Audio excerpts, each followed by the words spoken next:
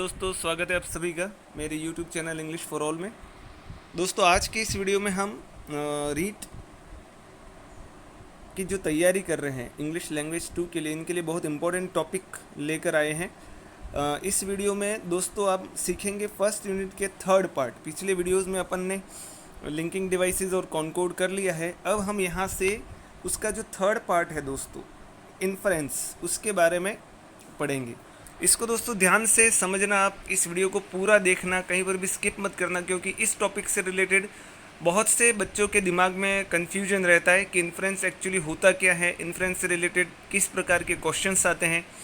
वो सारी चीज़ें मैं आपको बताऊंगा इस वीडियो में, तो इस वीडियो को पूरा देखना, क्योंकि इससे रिलेटेड 2 या 3 क्वेश्चन होते हैं। लेकिन अक्सर मैंने जहाँ भी मैंने पढ़ाया है बच्चों को ये कहते हुए सुना है कि सर ये टॉपिक हमें समझ में नहीं आता एक्चुअली ये क्या है। तो ऐसी कोई ख़ास बात नहीं है दोस्तों, बहुत इजी टॉपिक है ये आप पहले से करते आए हो, लेकिन ये नाम थोड़ा सा अलग है, इसलिए आपको थोड़ी सी दिक्कत आ रही है। तो चलिए शुरू करते हैं। मैं आपको बताता हूँ कि वास्तव में इन्फ्रेंस होता क्या है। तो इन्फ्रेंस दोस्तों, वास्तव में ये वर्ड जो है, ये वास्तव में एक फिलोसॉफिकल टर्म है, दर्शन से संबंधित है ये, ठीक है ना। इसको हिंदी में हेत्वाभास कहा जाता है। हिंदी में क्या कहा जाता है इसको? हेत्वाभास। तो क्या अर्थ होता है उसका मैं आपको बताता हूँ। तो इसकी डेफिनेशन अगर आपको मैं बताऊं तो अपन कहेंगे कि inference is a process of drawing conclusion based on the evidence. यानी इन्फ्रेंस क्या है? एक प्रक्रिया है जिसके द्वारा आपको कोई एविडेंस मिले हुए हैं, आपके पास कोई तथ्य हैं, आपके पास कोई जानकारी है। उस जानकारी के आधार पर आप कोई कंक्लूजन यानी कोई निष्कर्ष निकालते हो, ठीक है ना। आपके पास 3-4 कोई तथ्य हैं, उन तथ्यों के आधार पर आपने कोई निष्कर्ष निकाला, ठीक है। लेकिन वो निष्कर्ष कैसा होना चाहिए? सही निष्कर्ष होना चाहिए। और सही निष्कर्ष आप कब निकाल पाओगे? या तो जब आपके पास तथ्य पूरे हों, या जब आपने उन सारे तथ्यों को अच्छे से स्टडी किया है। हो सकता है तथ्य सारे हों लेकिन आपने उन तथ्यों को सही तरह से पढ़ा नहीं, तो आप गलत निष्कर्ष निकालोगे, तो वो फिर इन्फरेंस नहीं कहलाएगा, ठीक है। एग्जाम्पल मैं आपको बताता हूँ, लेकिन इसके पहले इस डेफिनेशन को पूरा देख लो। On the basis of some evidence और अ प्रेमाइस। यहाँ पर इन्फ्रेंस की भाषा में जिसको मैं आपको एविडेंस कह रहा था, जिसको मैं आपको तथ्य कह रहा था, उसे हम प्रेमाइस शब्द देंगे। उसके लिए हम कौन सा वर्ड यूज़ करेंगे? प्रेमाइस। तो किसी प्रेमाइस के आधार पर, किसी तथ्यों के आधार पर यू इन्फर अ कंक्लूजन। आप क्या निकालते हो? एक निष्कर्ष निकालते हो, ठीक है। कैसे? अब मैं आपको एक सिंपल सा एग्जाम्पल दिखा रहा हूँ। आपने आपके घर के बाहर गली से देखा कि एक आदमी बहुत तेज गति से दौड़ रहा है, ठीक है। उसके दौड़ते हुए तुरंत आपने सपोज ये कह दिया कि अरे इसके पीछे तो पुलिस पड़ी है, ठीक है। तो आपने क्या किया? आपके सामने तथ्य कौन सा था? एक आदमी का दौड़ना। लेकिन उसके बाद आपने निष्कर्ष क्या निकाला? कि उसके पीछे तो पुलिस पड़ी है। लेकिन आपने इसका मतलब पूरे तथ्यों को नहीं देखा। थोड़ी देर बाद आपको पता चला कि उस आदमी के पास पुलिस नहीं, उस आदमी के पीछे तो कुत्ता पड़ा था। तो फिर क्या हुआ? आपका जो निष्कर्ष निकला वो क्या हो गया? गलत साबित हो गया, क्योंकि आपने सारे तथ्यों को पूरी तरह से देखा नहीं। तो वो आपका जो निष्कर्ष निकला वो गलत निकला। तो हमें करना क्या है? हेत्वाभास वास्तव में क्या होता है? सही तथ्यों के आधार पर तार्किक निष्कर्ष निकालने की एक प्रक्रिया है। हेत्वाभास क्या है? सही निष्कर्ष अपने पास जो हैं उनके आधार पर तार्किक निष्कर्ष कैसा होना चाहिए? तार्किक होना चाहिए, ठीक है। जैसे कि when we make inference we draw a conclusion. जब हम इन्फ्रेंस निकालते हैं, इसका मतलब हम क्या करते हैं? एक कंक्लूजन निकालते हैं। और वो कंक्लूजन कैसा होता है? Based on the evidence that we have available. ऐसे तथ्यों के ऊपर आधारित होता है जो हमारे पास होते हैं, ठीक है दोस्तों। तो ये तो आपको पता चल गया कि इन्फ्रेंस किसको कहेंगे हम। जब हमारे पास कोई भी 1, 2, 3 जो भी तथ्य हैं, उन तथ्यों के आधार पर हम कोई निष्कर्ष निकालते हैं, तो वो कहलाता है इन्फ्रेंस, ठीक है। इसके कुछ एग्जाम्पल्स देखते हैं। अब यहाँ पर मैंने आपको पहले भी कहा है, जो शब्द मैं यूज़ करूँगा वो प्रीमाइस, इन्फ्रेंस की भाषा में। लेकिन यूँ कहें तो वो क्या है? एविडेंस, तथ्य, जो भी कहो। अब आपने देखा कि ग्रेप्स, एक आपके पास एक तथ्य है, grapes are poisonous for all dogs. अंगूर हैं वो सारे कुत्तों के लिए जहरीले होते हैं। तो ये क्या हुआ? एक आपके पास तथ्य आ गया। अब उसके आधार पर आपने एक निष्कर्ष निकाला कि grapes are poisonous for your dog. तो अंगूर तुम्हारे लिए भी या तुम्हारे कुत्ते के लिए भी क्या है, जहरीले हैं। तो यहाँ पर क्या हुआ, आपने कहा है कि grapes are poisonous for all dogs, सभी कुत्तों के लिए ग्रेप्स पॉइजनस हैं, तो डेफिनेटली तुम्हारे पास जो डॉग है उसके लिए भी वो पॉइजनस होगा। तो यहाँ पर ये जो अपन ने निष्कर्ष निकाला वो क्या निकाला, बिल्कुल सही निकाला। तो हम इसे कहेंगे कि ये इन्फ्रेंस है। ठीक है, दूसरा एग्जाम्पल मैं आपको बताता हूँ। प्रेमाइस से अपने पास तथ्य है कि आई डोंट सी सुनील, मुझे सुनील कहीं दिखाई नहीं दे रहा है। ही वॉज टायर्ड, वो थका हुआ भी था। इन दोनों के आधार पर आपने एक इन्फ्रेंस निकाला कि he must have gone home to sleep, वह घर चला गया होगा सोने। अब आपके पास दो तथ्य थे, कौन कौन से, आई डोंट सी सुनील, एक तो सुनील आप कहीं दिखाई नहीं दे रहा है, दूसरी बात वो थका हुआ भी है। तो आपने निष्कर्ष क्या निकाला, वो घर पे सोने चला गया होगा। तो ये निष्कर्ष आपका तार्किक है, क्योंकि आपके पास ये दोनों तथ्य उस बात को साबित करने के लिए थे। ठीक है ना, ये दोनों तथ्य उसको साबित करने के लिए आपके पास थे। इसी तरह से अगर मैं आपको एक और प्रीमाइस दूं कि Sunil has been to gym a lot, Sunil इन दिनों बहुत ज़्यादा जिम में जा रहा है, एक्सरसाइज कर रहा है। तो आप क्या समझोगे वो क्यों एक्सरसाइज कर रहा है, तो आप निष्कर्ष निकालोगे कोई व्यक्ति जिम में क्यों जाता है, या तो अपनी बॉडी को बिल्डअप करने के लिए या अपना वजन कम करने के लिए। तो इन दोनों तथ्यों के आधार पर अगर आप एक निष्कर्ष निकालते हो कि he must be trying to lose weight, वह अपने वजन को कम करने का प्रयास कर रहा है, तो इसका मतलब आपने ये जो निष्कर्ष निकाला उसको अपन क्या कहेंगे, ये लॉजिकल है, क्या है, ये तार्किक है। और वो किसके आधार पर है, इस तथ्य के आधार पर अपन कह सकते हैं कि ये जो निष्कर्ष निकाला वो क्या है, लॉजिकल। ठीक है, एक और प्रीमाइस मैं आपको बताता हूँ, ये एक सिचुएशनल प्रीमाइस है। मतलब क्या, परिस्थिति कोई ऐसी है जैसे कि you are about to enter classroom, तुम क्लास के अंदर जाने ही वाले हो और आप देख रहे हो कि there is a lot of chattering from the class, class में बहुत शोर शराबा हो रहा है, बच्चे चिल्ला रहे हैं, ऐसी कंडीशन आपके सामने है। तो इसके आधार पर आप क्या निष्कर्ष निकालोगे अपने दिमाग में, इसके दिमाग में आप ये निष्कर्ष निकालोगे कि the class has not started, अभी तक टीचर आया ही नहीं है और क्लास स्टार्ट नहीं हुई है, ये अभी तक आपने देखा नहीं, आप क्लास के अंदर गए नहीं हो, आपने देखा भी नहीं है कि अंदर टीचर है या नहीं, कि टीचर क्लास ले रहे हैं कि नहीं। आपने तो अनुमान किसके आधार पर लगाया, दो तथ्य आपके सामने थे कि बच्चे बहुत ज़्यादा बोल रहे थे और अभी क्लास में पहुँचे नहीं थे। इसका मतलब क्या है कि अभी क्लास शुरू नहीं हुई है, अगर क्लास शुरू हुई होती तो बच्चे चिल्ला नहीं रहे होते। ठीक है, कुछ और एग्जाम्पल्स अपन देखते हैं इन्फ्रेंस से रिलेटेड। अब एक और प्रीमाइस है आपके सामने कि सुकरात is a man, all man are मॉर्टल।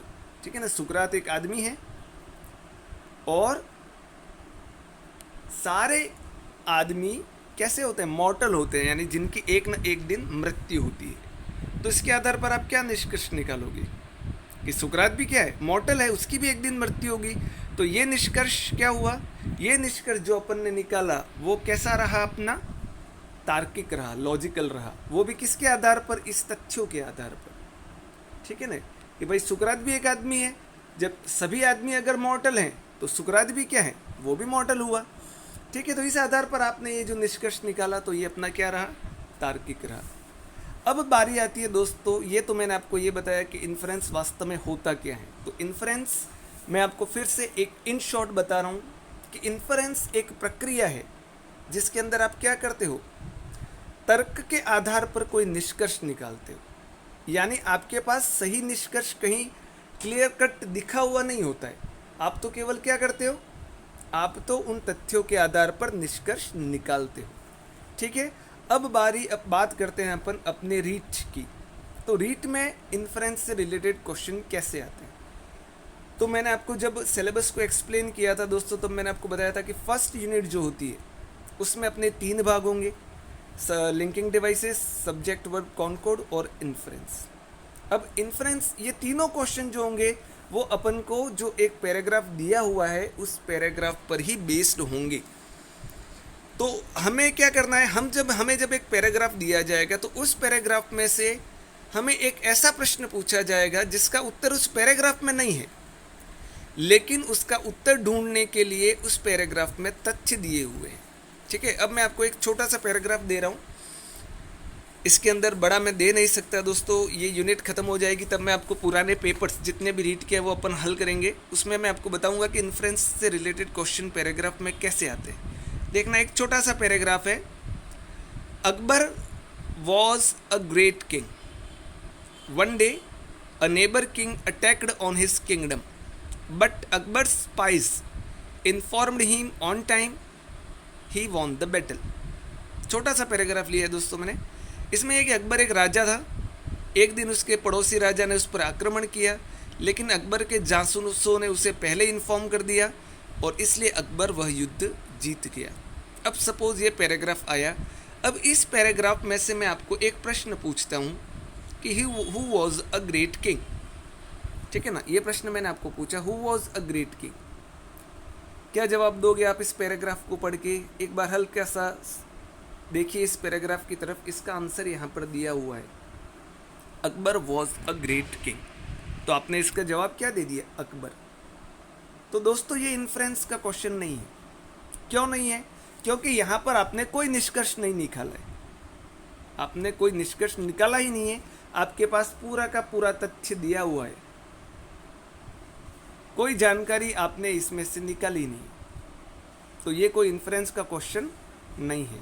लेकिन अब मैं इसी पैराग्राफ में से आपको एक और क्वेश्चन पूछता हूँ। एक क्वेश्चन मैंने पूछा, अकबर वॉज, फिर डैश डैश करके मैंने लिखा फुलिश, सेल्फिश, जेलस या क्लेवर। तो अब इसको पढ़ के आप क्या जवाब दोगे इसका? देखिए इस क्वेश्चन का जवाब इस पैराग्राफ में है ही नहीं। ना तो कहीं ये लिखा हुआ है कि अकबर फुलिश था, ना कहीं ये लिखा हुआ है कि अकबर सेल्फिश था, ना कहीं ये लिखा हुआ है कि अकबर जेलस था, ना कहीं ये लिखा हुआ है कि अकबर क्लेवर था। कहीं पर भी लिखा हुआ है क्या अकबर वॉज अ क्लेवर? कहीं नहीं लिखा हुआ है। फिर भी मैं क्या जवाब दूंगा और डेफिनेटली आप भी क्या जवाब दोगे? आप इसका जवाब दोगे क्लेवर। ये वाला ऑप्शन टिक करोगे कि नहीं करोगे आप? ठीक है ना। किसके आधार पर? क्यों किया आपने ये क्लेवर? क्योंकि आपने देखा कि अकबर एक महान राजा था। ठीक है, पहली बात तो वो, उसके पड़ोसी ने उस पर आक्रमण किया, लेकिन अकबर इतना चालाक था कि उसने जासूस अपने पहले ही चारों तरफ क्या था बिछा रखे थे, तो उसको इन टाइम पता चल गया और वो युद्ध जीत गया। तो यहाँ पर क्या हुआ?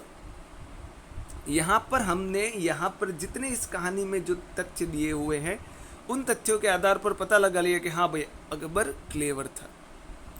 तो आपके रीट में जो क्वेश्चन आएंगे दोस्तों वो ऐसे आएंगे इन्फ्रेंस से रिलेटेड। जो मैंने इसके पहले तो केवल आपको इन्फ्रेंस क्या होता है वो मैंने आपको बताया है, लेकिन एक्चुअली जो क्वेश्चन आएंगे वो इस तरह से आएंगे। यानी ऐसे क्वेश्चन होंगे जिनका जवाब उसके अंदर नहीं दिया हुआ होगा, लेकिन आपको वो आंसर डिराइव करना है किसी न किसी फैक्ट के आधार पर। ठीक है दोस्तों, तो आपको समझ में आ गया कि रीट में इसके मैं और भी आपको एग्जांपल बताऊंगा जब अपन एक्सरसाइज सॉल्व करेंगे। पहली यूनिट हो जाने के बाद, रीट का पूरा टॉपिक ख़त्म होने के बाद, तब आपको ये अच्छे से समझ में आ जाएगा कि वास्तव में क्वेश्चंस कौन कौन से होते हैं। बहुत से दोस्त आज तक मेरे को पूछते हैं कि सर समझ में नहीं आता इन्फ्रेंस क्या होता है। इन्फ्रेंस कुछ समझने जैसी चीज़ है ही नहीं दोस्तों। आप 10th से 12th में हर बार आपने देखा होगा कि आप क्वेश्चन अटैम्प्ट करते थे, पैराग्राफ आते थे आपके पास, और उसके अंदर क्या होते थे, कुछ क्वेश्चंस ऐसे होते थे जो सिंपल उसका आंसर उस पैराग्राफ में मिल जाता था अपन को। और एक और प्रकार के प्रश्न आते थे जिनको अपन कहते थे अवबोध, कॉम्प्रिहेंशन क्वेश्चन। उनके जवाब दोस्तों वहाँ पर नहीं होते हैं, वो हमें क्या करना पड़ता है, अपनी बुद्धि से निकाल कर लिखने पड़ते हैं। तो वही एक प्रकार से ये इन्फ्रेंस एक्चुअली है क्या, वही है कॉम्प्रिहेंशन, अवबोध, जिसमें आपके सामने उत्तर नहीं है, आपको करना क्या है, उस उत्तर को निकालना है। ठीक है, तो मैं आपको इन्फ्रेंस के दो टाइप बताता हूँ दोस्तों। दो प्रकार के इन्फ्रेंस होते हैं। एक होता है डिडक्टिव इन्फ्रेंस कहते हैं इसको। डिडक्टिव इन्फ्रेंस किसको कहते हैं, अब इसको आप समझ लीजिएगा। It is based on logical certainty, so inference is always true, no other alternative is possible. एक निष्कर्ष तो वो होता है जब आपके पास तथ्य ऐसे हैं कि उनका केवल आप एक ही निष्कर्ष निकाल सकते हो, आप उसका कोई दूसरा निष्कर्ष निकाल ही नहीं सकते। अगर आप दूसरा निष्कर्ष निकालते हो तो वो गलत है। ठीक है ना। कैसे, एक एग्जांपल मैं आपको बताता हूँ। देखिए, एक प्रीमाइस मैं आपको बताता हूँ। सॉरी, ये टाइप्स ऑफ इन्फ्रेंस ये बाद में आ गया। ये तो तथ्यों के आधार पर निकला निष्कर्ष बिल्कुल सही है, कोई दूसरा विकल्प संभव नहीं है। ठीक है ना। जैसे कि एक आपके पास तथ्य है कि water boils at 100 degree centigrade, this water is boiling. पानी 100 डिग्री सेंटीग्रेड के तापमान पर उबलता है। दिस वाटर इज बॉइलिंग, ये जो पानी है वो उबल रहा है। अब आप क्या निष्कर्ष निकालोगे? अगर आपने एक निष्कर्ष निकाला, this water has 100 degree temperature, इस पानी का तापमान कितना है? 100 डिग्री सेंटीग्रेड। अब ये एक मात्र निष्कर्ष है, आप कोई दूसरा निष्कर्ष निकाल ही नहीं सकते। आप ये कह ही नहीं सकते कि इस पानी का तापमान 98 डिग्री सेंटीग्रेड है या 96 डिग्री सेंटीग्रेड है या 50 डिग्री सेंटीग्रेड है। आप कह सकते हो क्या? नहीं कह सकते। आप क्यों नहीं कह सकते? क्योंकि आपके पास जो पॉइंट है वो क्या है? Water boils at 100 degree centigrade, पानी 100 डिग्री के तापमान पर उबलता है। और ये पानी अगर उबल रहा है, इसका मतलब उसका तापमान 100% कितना होगा? 100 डिग्री सेंटीग्रेड। तो ये डिडक्टिव इन्फ्रेंस कहलाता है दोस्तों, जिसके अंदर क्या होता है? You don't have any alternative.